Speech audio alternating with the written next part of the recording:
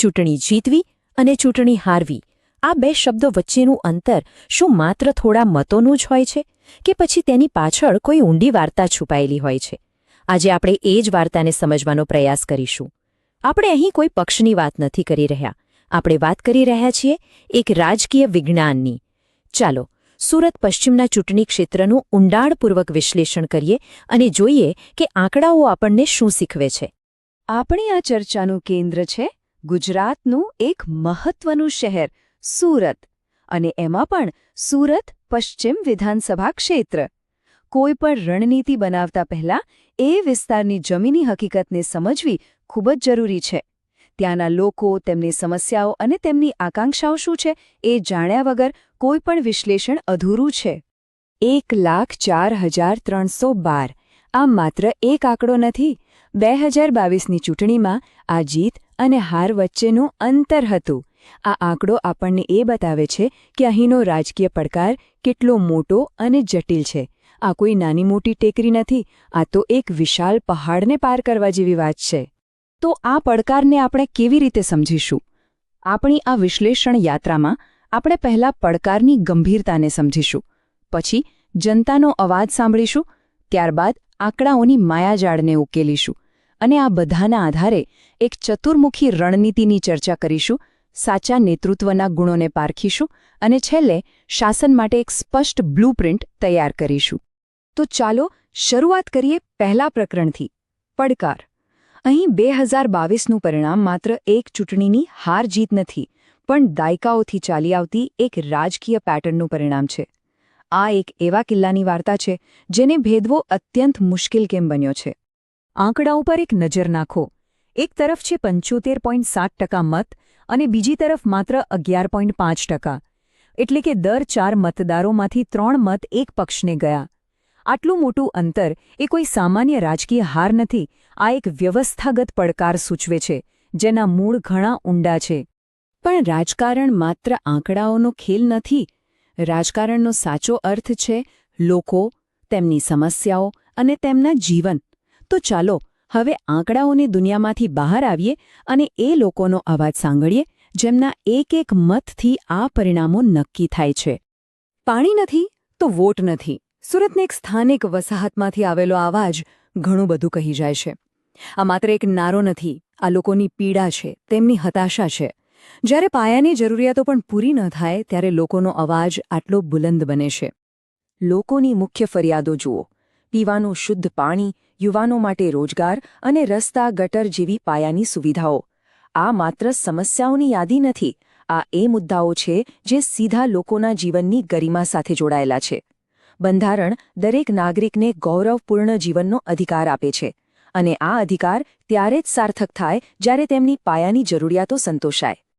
ચાલો હવે ફરી એકવાર ઠંડા દિમાગે આંકડાઓ તરફ પાછા ફરીએ, કારણ કે લોકોની લાગણીઓને સમજ્યા પછી ચૂંટણીના ગણિતને સમજવું પણ એટલું જ જરૂરી છે.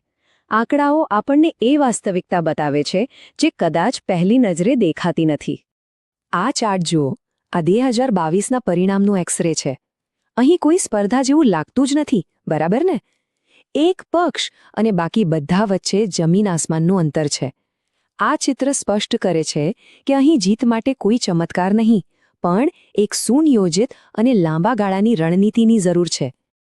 આ કોઈ એક રાતમાં નથી થયું, આ એક દાયકાની કહાણી છે. 2012માં જ્યાં વિપક્ષ પાસે લગભગ 41% મત હતા, તે ઘટીને 2017માં 22.4% થયા અને 2022માં તો માત્ર 11.5% પર આવી ગયા. આ સ્પષ્ટપણે દર્શાવે છે કે આ એક ધીમો પણ સતત ધોવાણ છે. હવે વાત કરીએ સામાજિક સમીકરણોની. આ વિસ્તારમાં લગભગ 20% મતદારો પાટીદાર સમાજના છે, પણ રાજકારણ માત્ર એક સમાજથી નથી ચાલતું. જીતવા માટે પાટીદારો, કોળી, મુસ્લિમ, વાણિયા અને અન્ય તમામ નાના મોટા સમાજને સાથે લઈને એક મજબૂત સામાજિક ગઠબંધન બનાવવું પડે છે. તો આટલા મોટા પડકારો, ઘટતા જતા મત અને જટિલ સામાજિક સમીકરણો, આ બધાનો સામનો કેવી રીતે કરવો? આ કોયડાને ઉકેલવા માટે એક એવી રણનીતિ જોઈએ જે દરેક દિશામાં કામ કરે. અને અહીં જ આવે છે આપણો ચતુર્મુખ સિદ્ધાંત. આ ચતુર્મુખ સિદ્ધાંત શું છે? કલ્પના કરો કે જીત એક મજબૂત ટેબલ છે, જેના 4 પાયા છે. પહેલો પાયો છે શાસન, બીજો છે સમાજ, ત્રીજો છે સંગઠન અને ચોથો છે વાર્તા. જો આમાંથી એક પણ પાયો નબળો હોય તો જીતનું આખું માળખું પડી ભાંગે છે. ચાલો આ 4 ચહેરાઓને સમજીએ. પહેલું શાસન, એટલે કે લોકોની રોજિંદી સમસ્યાઓનો ઉકેલ. બીજું સમાજ, એટલે કે બધા વર્ગોને સાથે લઈને ચાલવાની ક્ષમતા. ત્રીજું સંગઠન, એટલે કે બૂથ લેવલ સુધીની મજબૂત ટીમ. અને ચોથું વાર્તા, એટલે કે સ્થાનિક મુદ્દાઓને લોકોના દિલ સુધી પહોંચાડવાની કળા. આ ચારે જ્યારે એકસાથે મળે ત્યારે જ પરિવર્તન શક્ય બને છે. આ સરખામણી જુઓ. એક તરફ છે સ્થાપિત તંત્ર, મજબૂત સંસાધનો અને શિસ્તબદ્ધ કાર્યકરોની ફોજ, તો બીજી તરફ છે એક રાષ્ટ્રીય બ્રાન્ડ અને સામાજિક કલ્યાણનો વિચાર. આ અસમાન લડાઈમાં જીતવા માટે સંગઠનાત્મક ચહેરા પર સૌથી વધુ મહેનત કરવી પડે. પણ કોઈપણ રણનીતિ કે બ્લૂપ્રિન્ટ માત્ર કાગળ પર જ રહી જાય છે જો તેને જમીન પર ઉતારવાવાળો કોઈ સક્ષમ નેતા ન હોય. આખરે રાજકારણ એ માનવીય સંબંધોનો વિષય છે. તો એક આદર્શ ઉમેદવાર કેવો હોવો જોઈએ જે આ રણનીતિને સફળ બનાવી શકે?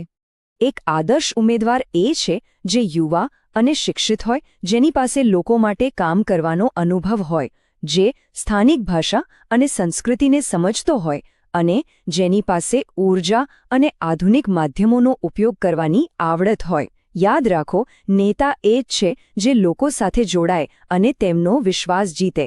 અત્યાર સુધી આપણે શું કરવું તેની વાત કરી. હવે આપણે આ વિશ્લેષણના અંતિમ અને સૌથી મહત્વપૂર્ણ તબક્કામાં છીએ. કેવી રીતે કરવો? અહીં આપણે એક નક્કર એક્શન પ્લાન જોઈશું, કારણ કે વ્યૂહરચના વગરની મહેનત અને મહેનત વગરની વ્યૂહરચના બંને નકામા છે. ભારતના ડીપીડીપી કાયદા હેઠળ મતદારો સાથેનો કોઈપણ સંપર્ક તેમની ગોપનીયતા અને સંમતિના આધારે થવો જોઈએ, જે વિશ્વાસ નિર્માણ માટે જરૂરી છે. આ છે જીત માટેનો 90 દિવસનો કાઉન્ટડાઉન. ચૂંટણીના 90 દિવસ પહેલાથી લઈને મતદાનના દિવસ સુધી દરેક દિવસ, દરેક કલાકનું આયોજન. ઉમેદવારની પસંદગીથી લઈને લોકોના ઘરે ઘરે પહોંચવું, સોશિયલ મીડિયાનો ઉપયોગ અને અંતે મતદાનના દિવસે લોકોને બૂથ સુધી લાવવા. આ એક શિસ્તબદ્ધ અને વૈજ્ઞાનિક અભિગમ છે. અને અંતે એક મૂળભૂત સવાલ: શું પાણી, નોકરી અને રસ્તા જેવા લોકોના પાયાના મુદ્દાઓ પર કેન્દ્રિત ડેટા આધારિત રણનીતિ દાયકાઓ જૂના રાજકીય કિલ્લાને ભેદી શકે છે? આનો જવાબ ભવિષ્યના ગર્ભમાં છે, પણ આ બ્લૂપ્રિન્ટ આપણને એક નવો રસ્તો જરૂર બતાવે છે. રાજકારણ એ માત્ર સત્તા મેળવવાનો ખેલ નથી, એ લોકોના જીવનને બહેતર બનાવવાની